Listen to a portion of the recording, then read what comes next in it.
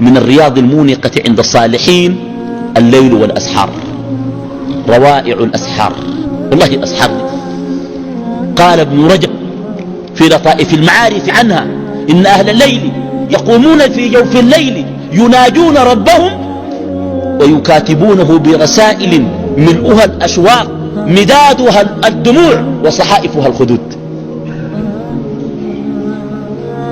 كانت عفير العابدة تقوم في جوف الليل تناجي ربها تقول: إلهي غارت النجوم ونامت العيون وغلقت الملوك أبوابها وخلا كل حبيب بحبيبه، هذا مقامي بين يديك فارحمني.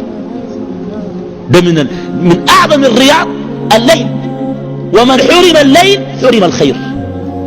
أزول الله بيحرم قيام الليل، نسأل الله ما يحرمنا. والله قيام الليل توفيق بالنسبة، توفيق ما يجب توفق لقيام الليل.